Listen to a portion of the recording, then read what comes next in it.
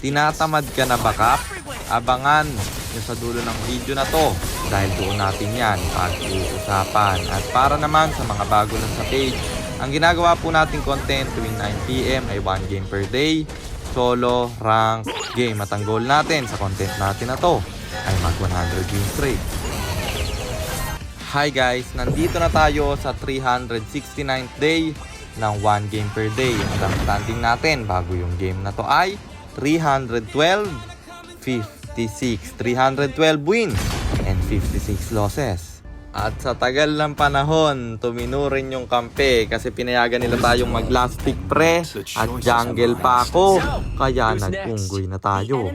So ayon, nandito na tayo sa pang 369 na araw ng isang game kada araw. Digmaan na!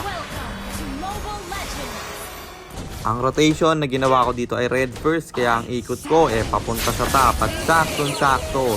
Edit na first blood, sabay plating sa torre nila, pero dedepensa yung Fanny, kaya ako yung nag-out na lang pre. And then diretso sa turtle, kasi nag-retry siya, mauunang mag-cooldown yung retribution ko. Di na ko montes yung Fanny, kasi wala nga siyang retry, kaya naman libre kong nakuha yung turtle doon. At dito sa baba, Lilia at 1-1 ang lalim. Bagsak yung marksman, isusunod na rin namin yung Lilia, pero may ultimate flame shot siya, kaya Tori na lang ang aking pinuntirya. Walang dumepensa kasi nga pulahan yung Lilia at nabasag namin yung Tori sa baba. Tapos turtle na naman, wala ulit yung Fanny, hindi na siya umabot, libre ulit natin nakuha yon. Dito naman sa gitna, sobrang lalim ng 1-1, kinain yung damage ng Torre at nakill ko pa siya pre. Tapos yung Lilia dito na pa-ulti, papasukin ko sa loob. Ang sakit ng illusion ko, kaya wala ka ng kawala bro. Killing spree na tayo, isusunod ko pa yung 1-1. Siya'y pulahan na, napa-inspire pa, kaya wala nang nagawa, di na nakadepensa, at Tori na naman ang ating nakuha. Pagkakuha ko ng blue ng Fanny, dumiretso ako sa turtle. Di na naman siya kumontes, kaya pangatlong turtle na napunta sa atin yun. At Fanny dito papasok. Tatlo agad sila, pero masyado akong masakit, kaya babagsak siya. Susunod yung Lilia, pati yung 1-1 at Valir. Maniac sa loob ng Torre man. At yung edit dito, hindi ko minamadali. Siya na yung lumapit pre. Pinasok ng kampe, na-stun pa sa loob, at naka-savage pa nga tayo doon. Huwag nyo madaliin yung savage guys. Kung hindi lalapit yung kalaban, huwag nyo nang pilitin man. Kasi baka doon pa kayo ma-shutdown. At doon magsimula ang pagpawi ng kalaban. Pero naka-savage tayo doon. Nakuha pa yung Lord. At pinasok ko dito yung kalaban. Ang problema na knock up tayo sa loob.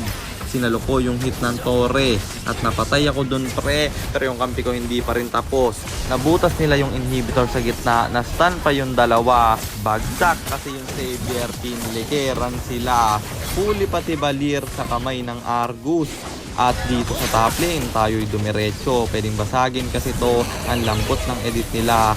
Napatay na siya, nakuha pa namin yung Torre. Sabay bounce naman, and then kuha ng Lord. Di na kumontes yung Fanny kasi masyado na kaming masakit. Wala ding division sa kanya, kaya mabibigyan lang siya kung ipipilit pa niya. At Valir dito, ewan ko ba kung ano nangyari. Naglag siguro pre. Bagsak rin yung Fanny, kaya tatlo yung natira. Namatay pa yung edit nila at dalawa na lang, kaya tinower lang ko na. At panalo na naman tayo. Kaya ang standing na natin ay 313, 56, 313 wins and 56 losses. At tingnan nyo, sobrang dali manalo kapag tayo yung core guys. Kaya kasi nating buhatin at sagutin na natin yung tanong ni Idol. Tinatamad na nga ba ako?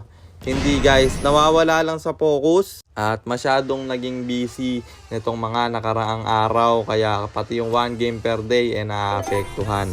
Hayaan nyo guys at magpo-focus tayo, babawi ako sa inyo at aabutin natin yung 100 win streak sa solo ng sama-sama. At maraming salamat sa walang sawa niyong suporta. Nagpapatuloy lang tayo at di tayo susuko. At yun lang, sana nasagot ko yung tanong mo Idol, at sana rin meron kayo natutunan sa content natin na to. At kung meron man, pakishare lang. Then after nyo i-share, mag-comment na rin kayo ng pa-shoutout para ma-shoutout ko kayo sa mga next nating content. At i-comment nyo na rin ang inyong mga katanungan kasi baka malay mo sa next nating content, comment mo naman ang mapili ko. Kung nagustuhan nyo naman yung item at emblem na gamit ko sa game na yon, eto yon: Tough Boots, Corrosion Sight, Dominance Eyes, Demon Hunter Sword, Fleeting Time, Malefic Roar, and then Rose Gold Meteor, pang buy and sell. Emblem natin Assassin, talent is Inspire, Seasoned Hunter, plus Quantum Charge. At syempre Retribution, kasi jungle tayo doon. Teka, baka kilala mo lang ako at lagi kang nanonood pero hindi ka pala naka-follow sa page. Ipahalo mo na yan. Isa lang eh.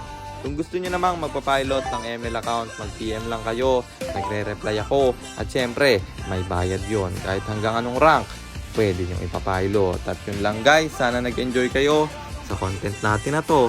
At shoutout sa iyo, Jarel Links, kay Johan Iba, kay Aslum, kay Abiezer Ken A. Umpay, at kay Carl Aaron Oswa. Maraming salamat sa inyong suporta.